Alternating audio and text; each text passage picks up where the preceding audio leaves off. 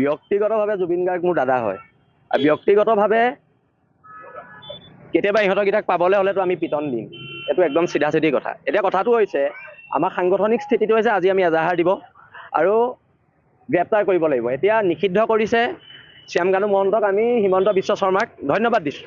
কিন্তু এটা প্ৰশ্নটো হ'ল, কোনোবাই ফেচবুকত পোষ্ট দিলে আপোনালোকে এৰেষ্ট কৰে, কোনোবাই টুইট কৰিলে আপোনালোকে এৰেষ্ট কৰে, কিন্তু শ্যামকানু মহন্ত আৰু এইটো যিটো মেনেজাৰটো সিহঁতকেইটাক চুচৰাই নি জেলত ভৰাব লাগিব।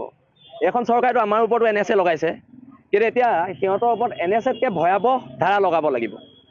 আৰু এটা কথা স্পষ্ট, এই ফেষ্টিভেল মহন্তক জেলৰ পৰা ওলোৱাৰ পিছতো কিন্তু অসমৰ জনগণে ইয়াৰ বিচাৰ কৰিব, সেইটো একদম চিধা চিধি কথা। আৰু এতিয়া কিয় জামিন ল'বলৈ সুযোগ দিয়া হৈছে নেকি, সেইটো লৈ প্ৰশ্ন আছে।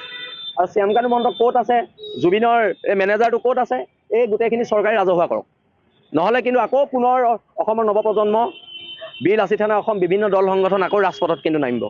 কাৰণ জুবিনৰ মৃত্যুৰ তদন্ত এনেকুৱা ধৰণে হ'ব লাগিব যাতে কোনো সাৰি যাব নোৱাৰে। আজি যদি মাইকেল জেকছনৰ মৃত্যুৰ পিছত মাইকেল জেকছনৰ ডক্টৰজনক 4 বছৰ জেল দিব পাৰে, তেনে জুবিন গাৰ্গৰ মৃত্যুৰ পিছত কিয় এই মানুহকেইটাক জেললৈ পঠিয়াব নোৱাৰিব? আমাৰ প্ৰশ্নটো আছে তাত।